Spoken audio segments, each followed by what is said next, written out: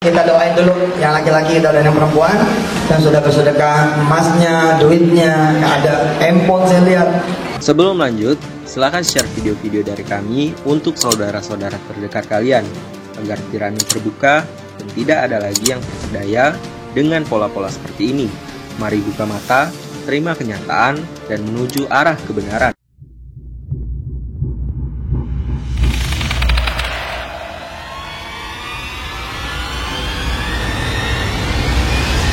Jika selama ini, kita selalu menguliti Yusuf Mansur tentang sedekah, pernahkah kalian melihat seberapa banyak uang sedekah yang didapatkan Yusuf Mansur? Dengan metode, uang bayaran ceramah tak diambil, uang sedekah dibawa, baik oleh Yusuf Mansur sendiri, maupun oleh panitia, yang tak lain, orang-orang Yusuf Mansur juga. Berikut video tumpukan uang sedekah, yang Yusuf Mansur kumpulkan, tiap kali berceramah. Ayo kita doain dulu yang laki-laki, kita doain yang perempuan yang sudah bersedekah emasnya, duitnya, ada handphone saya lihat, ada apa itu semua. Bismillahirrahmanirrahim, mudah-mudahan Allah SWT mengganti dengan apa yang diinginkan. Amin. Mengganti apa yang dihajatkan. Amin. Mengganti apa yang menjadi dosanya dengan ampunan. Amin. Mengganti dengan jodoh yang diinginkan, anak turunan yang saleh-saleha, orang tua yang sehat panjang umur. Mengganti dengan pekerjaan yang lebih baik. Amin. Mengganti dengan menjadi pengusaha-pengusaha perempuan yang salehah. Buat teman-teman semua, Al-Fatihah.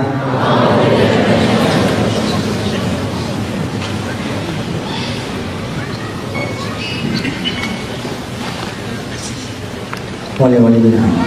Nanti setelah tutup salam giliran yang laki-laki, tapi entar dulu kita selesaikan dulu ceramahnya. Jadi saya ulangi kesimpulan yang pertama, saudara punya Allah, tidak lagi punya apa-apa. Lalu sang istri SMS saya, alhamdulillah istri saya insya Allah seperti ibu-ibu di Pelalawan sini. Kalau suaminya jual motor buat pergi haji, marah. Suaminya jual motor, wakil buat sedekah supaya bisa pergi haji, marah. Ibu-ibu Pelalawan begitu. Kenapa abang jual motor itu? Abang pengen pergi haji. Ya kenapa cuma motor yang dijual? Kan kita masih punya cincin kawin, kita masih punya TV, kita masih punya kulkas. Jangan cuma abang dong yang pergi haji. Saya juga pengen pergi haji. Kalau motor itu dijual 6 juta, dikali 10, 60 juta, abang doang yang jalan. Insya Allah ibu-ibu di Pelalawan seperti itu. Ternyata Allah ngabulin lebih. Kata Allah apa? Aku tutup semua pintu, gak ada yang mesen sama kamu. Kenapa? Karena kamu aja sekalian yang jual udah. Kamu percaya kan? Ini barang dibutuhin sama orang banyak kata Allah. Bukan dibutuhin sama perusahaan kan? Bukan dibutuhin sama pabrik kan? Bukan dibutuhin sama toko kan? Ya sudah, kamu minta konsumen, sedangkan konsumen milik aku kata Allah. Ya sudah, aku serahkan. Pabriknya milik kamu, jaringan tokonya milik kamu. Datanglah kemudian tuh satu orang, sahabat kita semua. Dia bilang, Ustadz, begitulah cerita saya di tahun 2012 ketemu antum. Akhirnya anak bilang, Bismillahirrahmanirrahim. Dia termasuk tuh, ya, yang awal-awal kemudian memimpin toko cat kiloan. Datang tuh, bawa duit 1 miliar tuh buat sedekah. Iya. Saya tanya, sampai kapan lo berangkat? Nggak jelas.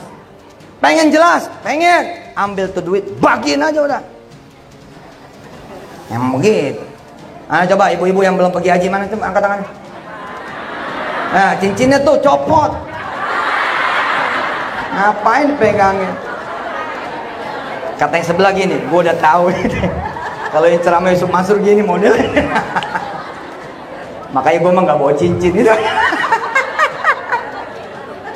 Salah ustazah. Orang kalau kenal saya, dia malah bawa sedekah.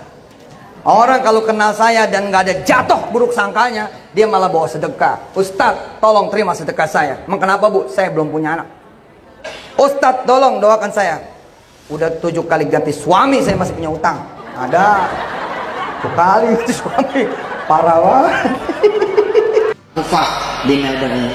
Yang sedekah spontan silakan ditaruh di lembar ini.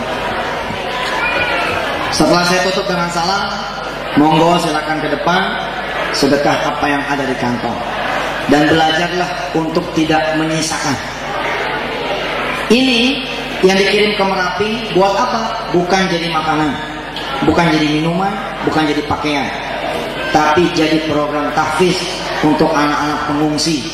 Kita lagi berebut sama orang-orang Kristen, kita lagi berebut sama misionaris, kita suka kehabisan peluru. Mereka sepanjang tahun, kita cuma pas bencana. Mudah-mudahan dengan rumah-rumah tahfiz yang didirikan di kawasan pengungsi dan kawasan Merapi dan sekitarnya, mudah-mudahan ini mempercepat pendirian TMCV. Bismillahirrahmanirrahim. Allahumma sholli wa sallim wa... Kita sedekah. Bismillahirrahmanirrahim. Yang bawa duit hari ini, duit hari ini. Yang ada di rekening, insya Allah tanemin di otaknya. Oke Ustadz, Bismillah, minggu depan saya mau sedekah. Dan tolong dicatat, saya tidak akan bawa sedekah ibu bapak semua, karena saya nggak pernah tahu sedekahnya kayak apa. Jangan percaya kalau ada orang ngomong, Yusuf Mansur itu makan duit sedekah. Gue makan nasi, tau nggak? Masa gue makan duit? Insya Allah. Ibu-ibu jadi saksi nih, nggak ada yang saya bawa. Insya Allah nggak ada yang saya bawa.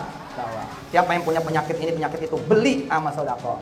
Siapa yang punya kemudian keluhan ini, keluhan itu, beli sama sodako. Tadi tuh yang udah pada ngacung yang punya cincin, ngapain dipakai terus?